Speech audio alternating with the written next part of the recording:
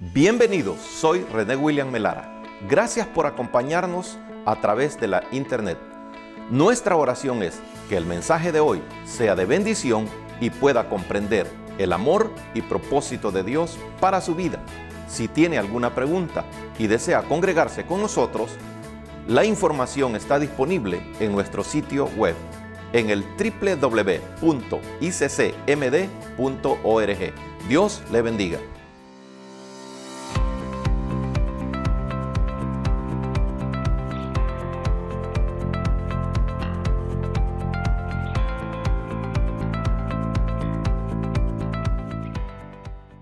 Yo quiero hablar de algo importante, no solo para la iglesia, lo cual hay que hacer, sino para cada uno de nosotros. Finalmente, ¿quién es la iglesia?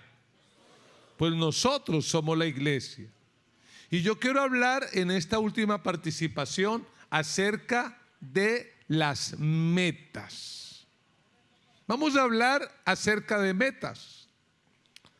La escritora Karen Hurston, una norteamericana, escribió un libro que se llama El crecimiento de la iglesia más grande del mundo. Y en ese libro la autora narra la historia de la iglesia de Seúl, Corea, la iglesia del pastor Cho, que llegó a tener 1 millón de miembros. ¡Wow! Tremenda iglesia. Y en este libro la autora dice que la razón por la que esta iglesia creció tanto, entre otras cosas, se debieron a 3 factores. Número 1, la oración. ¿Cuántos quieren que esta iglesia siga creciendo? Dígale al vecino, nos toca orar. Nos toca orar, porque la iglesia de Corea creció por la oración. Número 2, otra razón fueron las misiones. Dígale al vecino, nos toca hacer misiones. Ir a la India, como esa linda familia que está por allá en la India. Y la tercera razón, dice esta hermana en el libro, por la que esta iglesia creció tanto es por la importancia de trazarse metas. Porque ella dice que cada año el pastor Cho, cuando empezaba un año, se colocaba de pie y le decía a la iglesia: las metas para este año son tales. Y les compartía las metas y eso les daba una motivación fuerte para crecer. Hay otro autor llamado Brian Tracy que escribió un libro que su título es así: Metas. Y él dice que la diferencia entre vivir y sobrevivir está en tener metas. El que no tiene metas no vive, escasamente sobrevive. El que no tiene metas le importa si es enero o diciembre, si es lunes o domingo, porque no tiene una meta. Pero el que tiene una meta, cada día que se levanta sabe que es importante, porque es una oportunidad para avanzar en la conquista de sus metas. A propósito, ¿usted tiene metas? ¿Cuántos tienen metas? Levanten la mano. Es importantísimo tener metas. Y yo quiero compartir una palabra que he titulado ¿Cómo conquistar las metas? ¿A cuánto les interesa? ¿Si quieren conquistar sus metas o no? Necesitamos tener metas. Y yo quiero que vayamos al libro de Josué. Si usted trajo la Biblia o la trajo en el celular, no me interesa, igual será la palabra de Dios. Pues yo, como soy de la vieja guardia, me encanta el papel y aquí lo tengo. Pero lo importante es que tenga la Biblia en la mano. El libro de Josué, si tuviéramos que sintetizarlo en una palabra, el tema principal de Josué es conquista. Porque el libro de Josué narra la manera como este líder conquistó y repartió la tierra prometida. El libro de Josué podemos dividirlo en 2 grandes partes. La primera parte, la conquista. Josué conquistando la tierra. Y la segunda parte, la distribución de la tierra. Y de eso vamos a hablar hoy. Josué capítulo 17. De hecho, algunos expertos en la Biblia dicen que la historia no termina en Deuteronomio, lo que conocemos como el Pentateuco. Algunos no hablan de Pentateuco, sino de Hexateuco, porque dicen que la historia no termina con Moisés, sino que termina con Josué. Y usted sabrá el relato del Éxodo. Dios levantó a un líder llamado Moisés y le dio una visión, le dio una meta. La meta de Moisés era sacar al pueblo de la esclavitud y conducirlo hacia la tierra prometida. Pero usted que habrá leído la Biblia sabrá que el Señor sacó a Israel de Egipto con mano poderosa, pero que lo que tal vez le hubiera costado 3 meses, a Moisés le costó 40 años. 40 años tardó Moisés con el pueblo por el desierto dando vueltas. Y lo triste no es eso. Lo triste es que Moisés murió y el pueblo todavía no ha entrado a la tierra prometida. Pero escucha esto.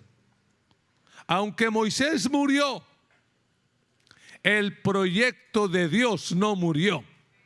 Porque los hombres podemos morir, podemos un día no estar, pero lo que Dios ha determinado hacer con un pueblo, Él lo va a hacer, así tenga que levantar a quien tenga que levantar. Moisés murió, pero Dios levantó a Josué y el propósito de Dios para ese pueblo se cumplió. Lo que yo quiero decirle a ustedes es que honramos la vida de nuestros pastores y creemos que nos van a acompañar por lo menos otros 29 años en este lugar. Pero si Cristo no ha venido cuando ellos no estén, esta iglesia no parará y no terminará, porque Dios levantará una nueva generación para poder seguir adelante. Yo quiero que vaya a Josué 17:14 y lea conmigo este texto. La palabra de Dios dice así. Si lo puede leer en voz alta, le agradezco. Dice: y los hijos de José hablaron a Josué diciendo, ¿qué dijeron? ¿Por qué nos has dado por heredad una sola suerte y una sola parte, siendo nosotros un pueblo tan grande y que Jehová nos ha bendecido hasta ahora? Y Josué le respondió, ¿qué respondió? Si sois pueblo tan grande, subid al bosque y haceos desmontes allí en la tierra de los fereceos y de los refaitas, ya que el monte de Efraín es estrecho para vosotros. ¿Qué dijeron los hijos de José? Léalo. No nos bastará a nosotros este monte, y todos los cananeos que habitan la tierra de la llanura tienen carros herrados, los que están en Bet-Seán y en sus aldeas, y los que están en el valle de Jezreel. Ánimo, lea conmigo. Entonces Josué respondió a la casa de José, a Efraín y a Manasés, diciendo, ¿qué dijo? Tú eres gran pueblo y tienes grande poder. No tendrás una sola parte, sino que aquel monte será tuyo, porque que aunque es bosque, tú lo desmontarás y lo poseerás ¿hasta dónde? Hasta sus límites más lejanos, porque tú arrojarás al cananeo, aunque tenga carros errados y aunque sea fuerte. Amén. Yo he venido a decir esta palabra de parte del Señor y no me voy hasta que no la declare. Porque esta actitud que encontramos aquí, la actitud de una tribu, el autor bíblico la menciona claramente. ¿Quiénes son los que llegaron a reclamar?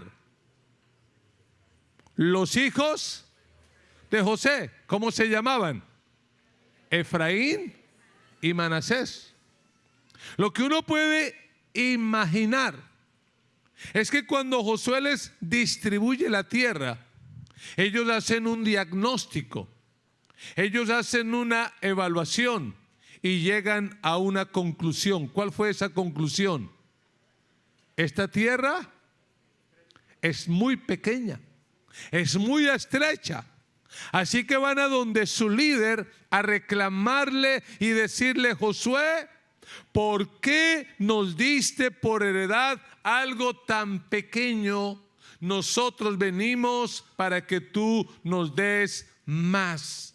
Y ante ese reclamo, Josué les dio una palabra, y es la palabra que Dios ha colocado en mi corazón para celebrar estos 29 años de la iglesia cristiana Canaán. El Señor le dijo a este pueblo a través de Josué: mira, ya que quieres algo más, te doy una palabra, y es que ese monte será tuyo.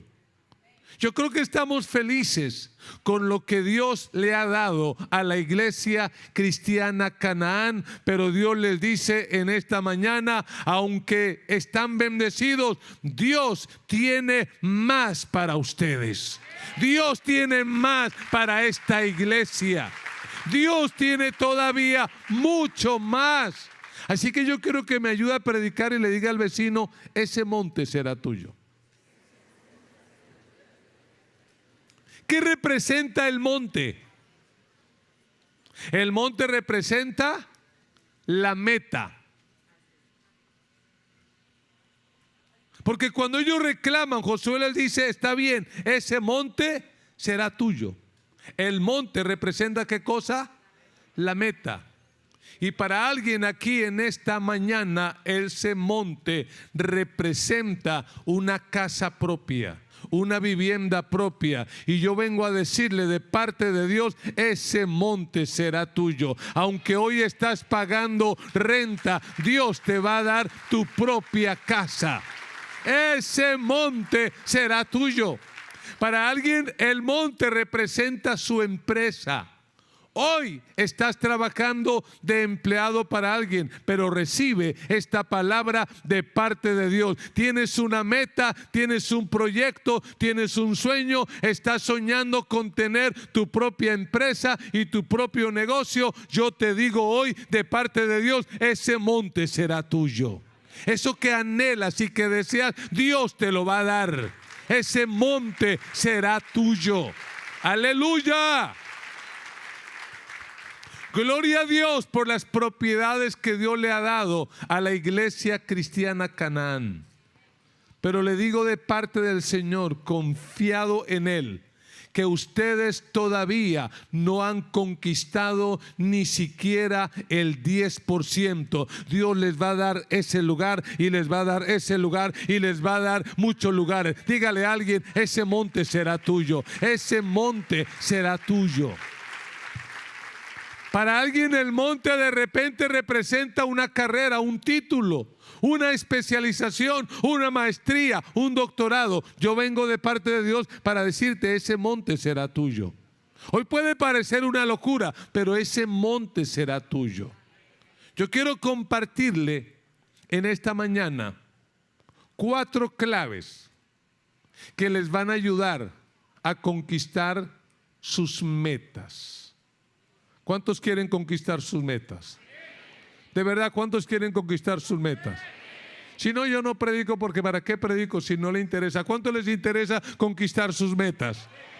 Las metas que sean. 4 claves muy sencillitas. Primera, escriba. La primera clave para conquistar una meta es la ambición. Dígalo. Pero dígalo con ambición. Un poquito más. Ambición. Y sé que algunos, cuando escuchan esta palabra, como que dicen: hey, no, pastor, ¿cómo así que ambición? Si la ambición es algo malo, es algo negativo. Déjeme decirle que no. La ambición es como el bisturí o el escalpelo. Un bisturí en la mano de un psicópata descuartizador puede traer muerte. Entonces, ¿qué concluiría uno? ¿El bisturí es bueno o es malo? Pero si ese bisturí cae en la mano de un cirujano, puede salvar la vida. Entonces, ¿el bisturí es bueno o es malo? Entonces, pongámonos de acuerdo, ¿es bueno o es malo? Diga, depende. Depende en las manos de quien esté. Ahora le pregunto, ¿la ambición es buena o es mala? Depende en el corazón de quien esté. Cuando uno va a la Biblia, uno encuentra personas que por naturaleza eran ambiciosas y aún así Dios las recompensó. Jacob era un ambicioso de primera. Jacob le hizo trampa a su hermano Esaú para quedarse con la primogenitura. Jacob engañó a su padre para robar la bendición que le correspondía a Isaac. ¿Qué era lo que había en el corazón de Jacob? Había una profunda ambición. De hecho, cuando uno lee el relato allí de Jacob en Peniel, la Biblia dice que Jacob se trabó en una lucha con el ángel. ¿Y qué fue lo que le dijo Jacob al ángel? Yo no te suelto hasta que no me bendigas. Y dice que la lucha duró toda la noche hasta que el ángel le descoyuntó la cadera. Ese día Jacob fue cambiado, porque la Biblia dice que el Señor le dijo: ya no te llamarás más Jacob, es decir, engañador o suplantador. A partir de ahora te vas a llamar Israel, el que lucha con Dios y con los hombres y vence. Dios lo cambió y lo transformó. ¿Por qué? Porque en él había una profunda ambición. Ese día Dios le cambió a Jacob 2 cosas: le cambió el nombre y el caminado. Porque él decía: ¿cómo quedó? Toda la vida quedó cojo. Pero ¿qué recordaba esa cojera Jacob? Un día luché con Dios y gané. Ambición. ¿Quiere otro ejemplo de ambición? Eliseo. Eliseo fue el siervo de Elías. Mi segundo nombre es Elías, por eso me apasiona ese profeta. Y la Biblia dice que Elías fue un profeta tremendo. Hacía caer fuego del cielo, cerraba el cielo para que no lloviera, oraba para que lloviera. Era un profeta tremendo. Pero él consiguió un discípulo, y cuando Elías fue a ser llevado al cielo, este discípulo lo persiguió, y Elías notó que en él había una ambición. Y le dijo: oye, Eliseo, ¿qué es lo que tú quieres? ¿Y qué dijo Eliseo? Ay, yo quiero la Biblia de estudio con la que usted predica los domingos. Yo quiero la corbata roja esa con la que usted predica, ¿sí? ¿Qué fue lo que pidió Eliseo? Alguien que me recuerde qué pidió. Yo quiero, ¿qué? Una doble porción. Dígame cómo se llama eso. Ambición. Porque todavía que hubiera dicho: hey, Elías, yo quiero ser como tú, o la mitad de ti. Pero ¿qué dijo? No, yo no quiero ser como tú, yo quiero el doble. ¿Y qué le dijo Elías? Arrepiéntase, ambicioso, mal formado que estás, ¿sí? No, Elías le dijo: has pedido algo difícil, pero si tú me ves cuando Dios me lleve, se te dará. Y la Biblia dice que era tanta la ambición del profeta Eliseo que la bendición de Elías vino sobre él de manera doble. Elías hizo milagros, pero Eliseo los hizo el doble. Elías tuvo una unción, pero Eliseo tuvo una unción mejor. ¿Sabe por qué a veces no conquistamos metas?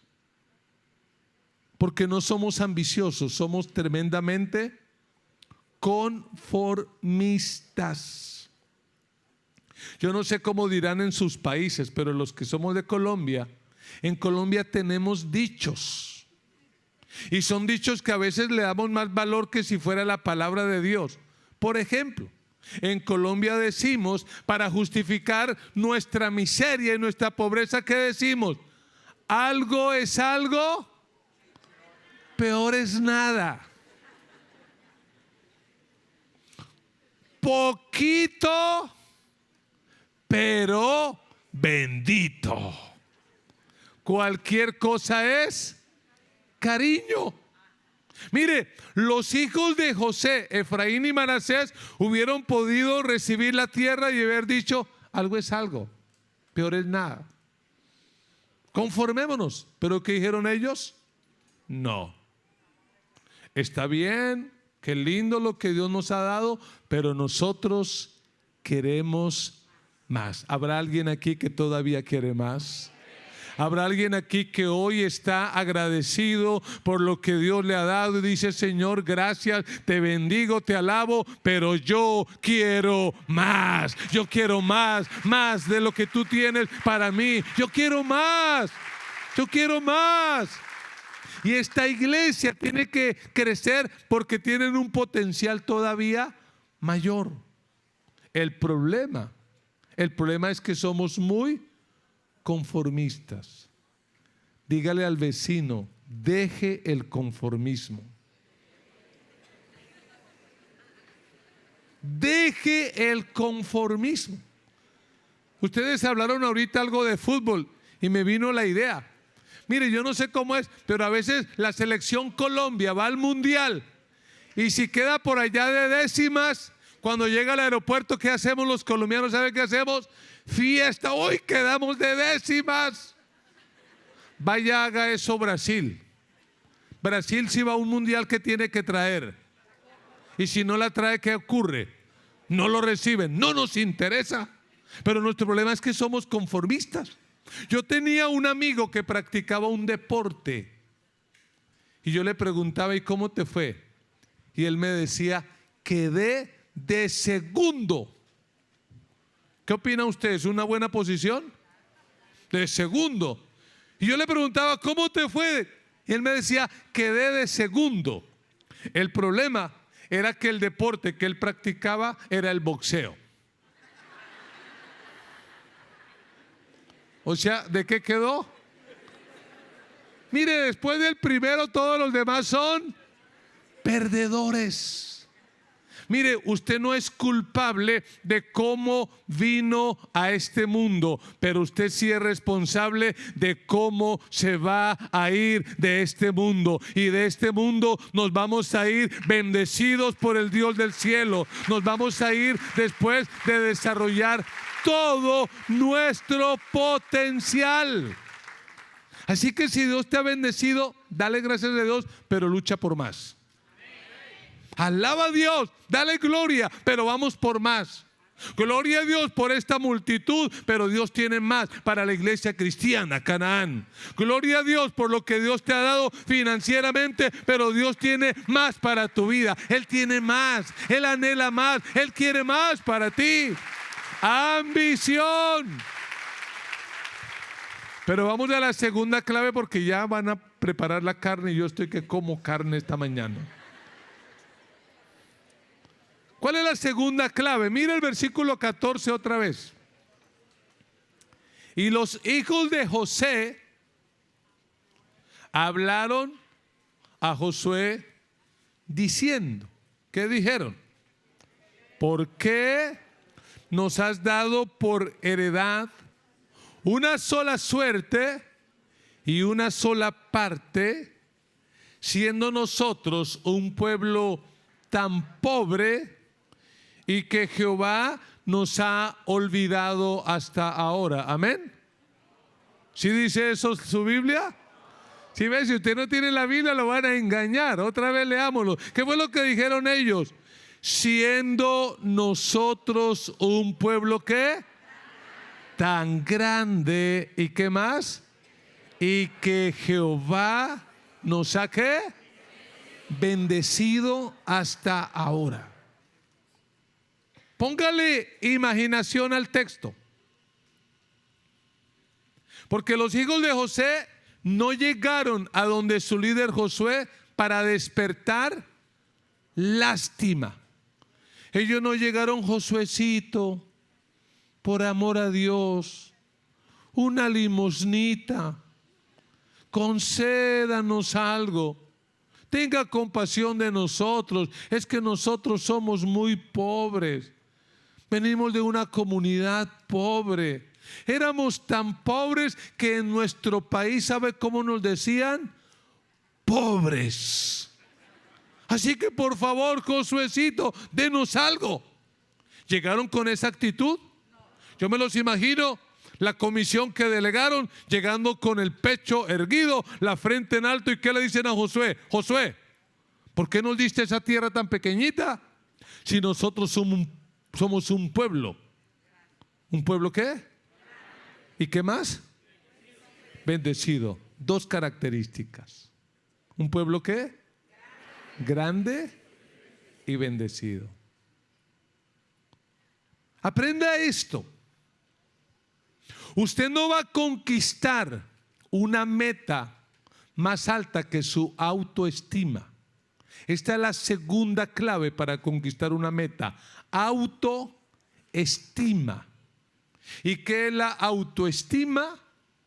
Es el concepto que yo tengo de mí mismo. Es la manera como yo me veo. Y tristemente, en nuestros países latinoamericanos, a veces nuestra mentalidad, nuestra autoestima está por el piso. Porque nos vemos como los pobrecitos, los del tercer mundo, los desdichados, los frustrados. Y mire, yo he conocido algunos de sus países, y cuando uno conoce El Salvador, Guatemala, Honduras, uno tiene que decir: esos países son países bendecidos por el Dios del cielo, son países buenos, son países especiales. El problema por el cual muchos cristianos no alcanzan metas está aquí, en la mente, no en el bolsillo. No es que no tengan plata, es que tienen una mala autoestima. De hecho, si algún joven aquí todavía no ha pensado qué estudiar, le doy un consejo: estudie cirugía estética. Porque eso es lo que da plata, eso es lo que da billete, decimos en Colombia. Ahí está el negocio, socio. Porque es que la sociedad de hoy en día tiene profundos problemas de identidad. Por eso la ideología de género, yo no sé cuántos géneros, cuando la Biblia dice que solo hay, pero hay un problema de identidad tan tenaz. La gente hoy en día no está contenta con ella misma. ¿No ha notado que hoy en día dicen: oiga, venga, tomémonos una selfie? Sí, venga, tomémonos una selfie. Y entonces decimos: ok, nos vamos a tomar la selfie. ¡Pah! Y luego que nos la tomamos, ¿qué dicen? Venga, ¿cómo quedé? Ay, no, bórrela, bórrela. No la vaya a publicar, quedé fea. No publique eso. ¿Problemas de qué? De autoestima. Mire, hay algunos cristianos que la lucha más terrible no la tienen con el diablo, sino con el espejo. Porque se miran al espejo y ¿qué dicen? Soy gorda, tengo ojos de huevo frito, tengo orejas de elefante, soy fea. No han aprendido a valorarse, a amarse, a aceptarse. Este precioso libro dice que tú y yo hemos sido creados a la imagen y semejanza de Dios. Y Dios no comete errores. Dios te hizo como te hizo y tú eres especial. Tú tienes que aprender a amarte, a valorarte. Yo sé que desde allá no se nota mucho, pero a mí se me ha ido cayendo el cabello. Sí, yo sé que es algo imperceptible, pero se me ha ido cayendo el cabello. Mire, cuando yo conocí a Cristo, yo tenía el cabello largo hasta el hombro. Yo era como el Rey León. ¡Ah! Y cuando empecé a ser pastor, a eso de los 26 años se me empezó a caer el pelo. Primero empezó como el petróleo, cada día más cara. Y así se me empezó a caer. Y entonces yo me empecé a preocupar y yo me tapaba, me colocaba aquí. Y yo no sé cómo es en sus países, pero en Colombia hay hermanas que le tienen remedio a uno para todo. Y un día llegó una hermana con un frasquito, con un líquido negro. Me dijo, pastor, aplíquese esto. Yo dije, ¿y eso qué es? Petróleo crudo. Eso es bendito para que no se le caiga el pelo. Y yo me lo apliqué y me quedó la cabeza negra, negra, negra, negra. Pero el pelo se seguía cayendo. Luego llegó otra con otro frasquito. Me dijo, pastor, este sí le va a funcionar. Y yo, ¿qué es eso?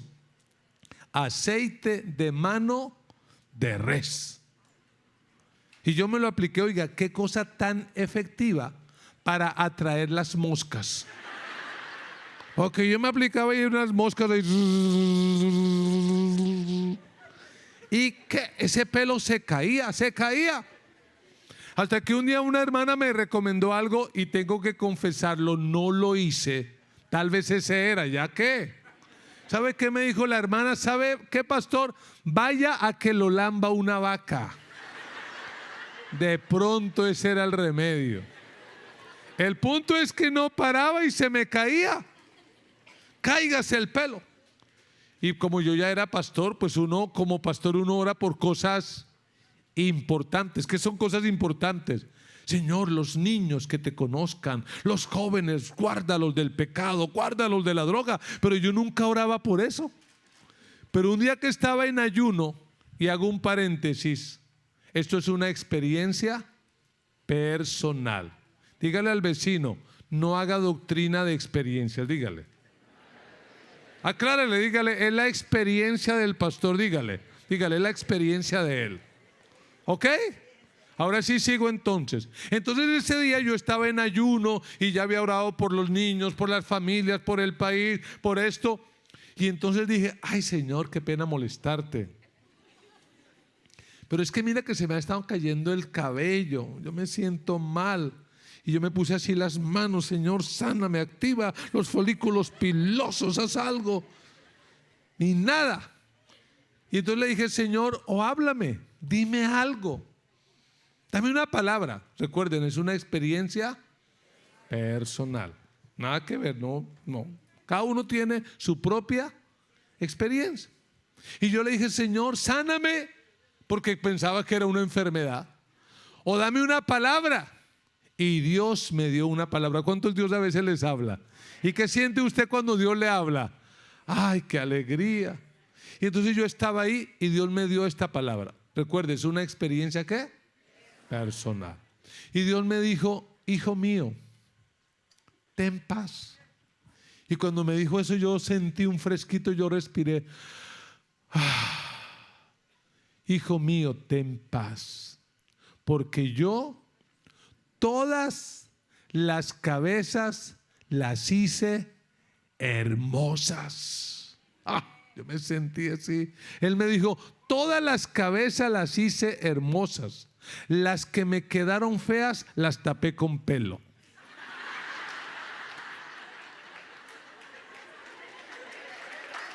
Una experiencia personal. Es algo personal. Personal. Por eso si usted quiere conquistar metas, ¿qué tiene que trabajar? Su autoestima. estima.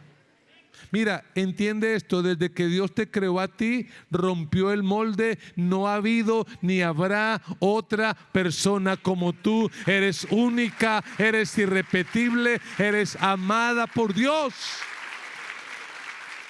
Porque es que nuestra autoestima no depende de lo que diga Hollywood, de lo que digan las redes sociales. Nuestra autoestima depende de lo que Dios dice que somos. Y este libro dice que nosotros somos real sacerdocio, nación santa, pueblo adquirido por Dios. Somos lo mejor que hay. Somos más que vencedores. Somos hijos del Rey de Reyes y del Señor de Señores. Sí, amén.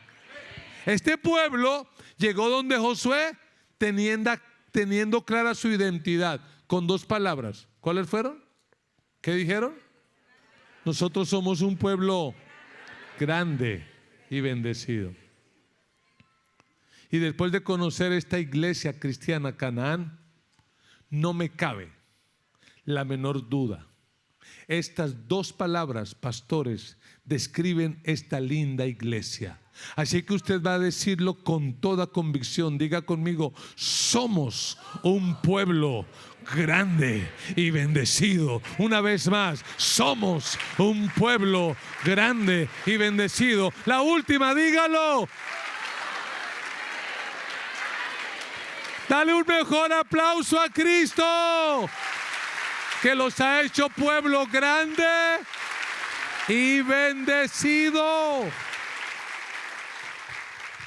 Porque las metas son sencillamente el reflejo de tu autoestima y del concepto que tienes de Dios.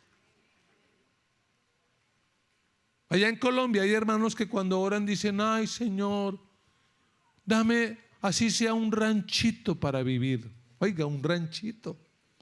Mire, el único ranchito donde yo me incomodaría para vivir es el ranchito que dejó Vicente Fernández. Ay, con dificultad uno viviría ahí incómodamente en ese rancho. ¿Cuál ranchito? Señor, dame un carrito así sea viejo. ¿Para qué un carro viejo? Si usted tiene un enemigo, regálele un carro viejo. No, lo que Dios tiene para nosotros son cosas especiales, cosas buenas. ¿Sí, amén? ¿Y cuál fue la respuesta de Josué? Avancemos, dice el versículo 15. Y Josué le respondió. ¿Qué le respondió? Si sois pueblo tan grande, subid al bosque y haceos desmontes allí en la tierra de los fereceos y de los refaitas, ya que el monte de Efraín es estrecho para vosotros. Oiga lo que hace Josué.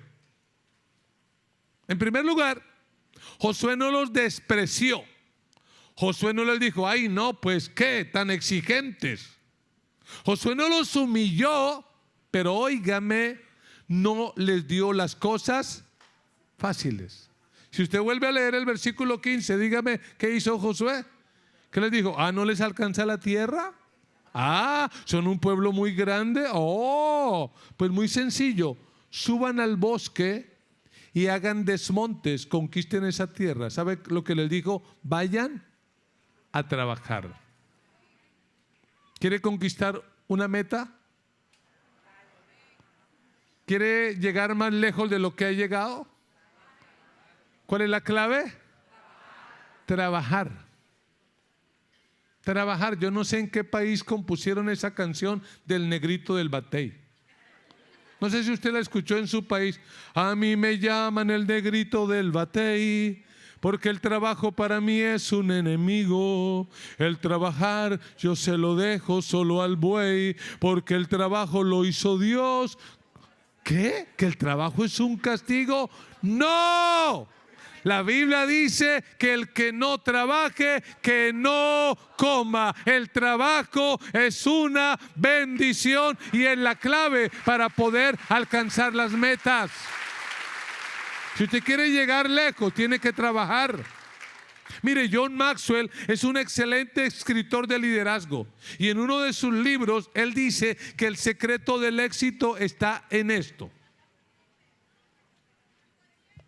1% de inspiración más 99% de transpiración. ¿Se lo repito? ¿Cuál es la fórmula para el éxito? 1% ¿de qué? De inspiración, es decir, mucha inteligencia. ¿Cuánta inteligencia necesita? El 1%. Pero a ese 1%, ¿qué hay que agregarle? 99% ¿de qué? De transpiración, es decir, trabajar. Mire, Dios le va a dar una palabra profética hoy a usted. ¿La quiere recibir? Y de manera curiosa, Dios se la va a dar a través de la persona que está sentada a su lado. ¿Cuántos quieren conquistar sus metas? ¿Cuántos quieren llegar más lejos y más alto de lo que han llegado? ¿Cuántos quieren alcanzar cosas tremendas y alcanzar sus sueños? ¿Cuántos quieren? Escuche la palabra profética que su hermano le va a dar. Dígasela. Trabaje, dígasela. Esa es la palabra profética de hoy. ¿Qué tenemos que hacer? Trabajar. Mire lo que dice el versículo 16. Y los hijos de José dijeron, ¿qué dijeron? No nos bastará a nosotros este monte. Y todos los cananeos que habitan la tierra de la llanura tienen carros cerrados.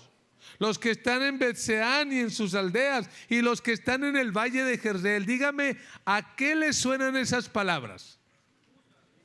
¿A qué les suenan? Dígalo, son excusas. Porque Josué les dice, bueno, no les alcanza la tierra, mire, les voy a dar esto, les voy a dar aquello, pero tienen que trabajar. Y que empiezan a decir, no, es que esa gente tiene carros de hierro, tiene tecnología de punta en la guerra en ese tiempo. ¿Y sabe que a veces nos ocurre lo mismo? Que venimos a un aniversario como estos y Dios nos dice, ese monte será tuyo. ¿Y qué decimos luego cuando salimos? No, sí, eso de pronto para fulano, pero para mí no. Y empezamos a colocar excusas, obstáculos, peros. Mire, hay gente que en cada problema ve una bendición. Pero hay otros que en cada bendición, ¿ustedes cuáles son? Así que Josué no les aguanta esto. Josué no les dice, ay, de verdad no me había dado cuenta, no había hecho ese estudio de factibilidad, no había analizado la realidad, no. Versículo 17.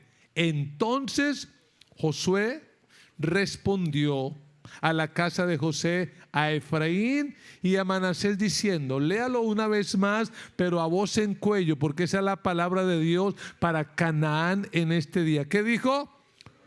Tú eres gran pueblo y tienes grande poder. No tendrás una sola parte, sino que aquel monte será tuyo, pues aunque es bosque, tú lo desmontarás y lo poseerás hasta sus límites más lejanos, porque tú arrojarás al cananeo, aunque tenga carros errados y aunque sea ¿qué? Fuerte. Dígame qué fue lo que hizo Josué ante las excusas de este pueblo. Josué les dio una palabra. Porque mi Biblia dice que la fe viene por el oír y el oír por la palabra de Dios. Aquí está la cuarta clave. Si usted quiere conquistar sus metas, usted tiene que tener fe. Fe. Mi Biblia dice claramente, y creo que la suya también, sin fe es imposible agradar a Dios. Yo puedo agradar a Dios sin pelo, pero no puedo agradarlo sin fe. Mire, se lo digo sencillamente, al Señor le caen mal las personas que no tienen fe. Esa gente le molesta, esa gente le da como alergia, esa gente que siempre está diciendo, no, yo no puedo, es que no lo voy a lograr, es que vengo de tal país, es que mi familia es no sé qué, es que mi marido me dejó, es que por aquí, es que por allá. Deje de colocar tanto pero y tanta excusa y crea lo que Dios le ha dicho, crea y reciba la palabra. Dios te mandó a decir en este día, ese monte será tuyo. Actúe con fe. La Biblia dice que un día David enfrentó a un gigante casi 3 metros. Todos los que veían a Goliat huían llenos de miedo, llenos de temor. Pero David no. No porque David fuera experto en la guerra, no porque David fuera alto, David era menudito. ¿Sabe qué era lo que tenía David? Fe. Y cuando miró al gigante, ¿qué le dijo?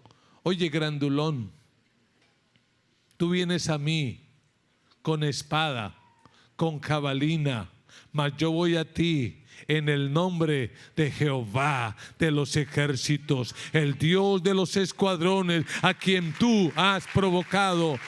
Jehová te entregará hoy en mi mano y yo te venceré y te cortaré la cabeza.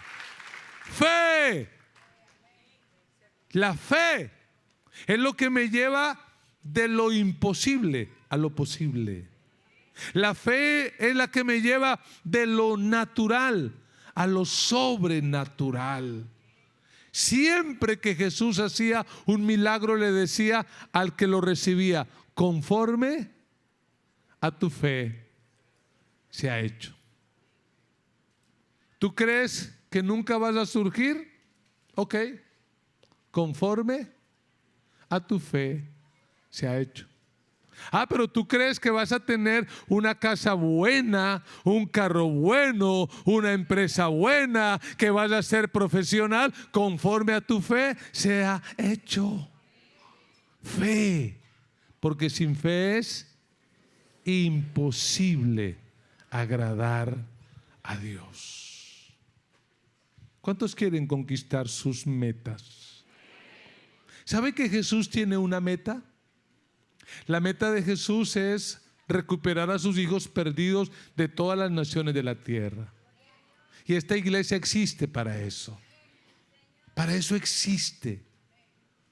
Pero para poder conquistar y lograr esa meta necesitamos entender esas 4 claves: ambición, autoimagen, trabajo y fe.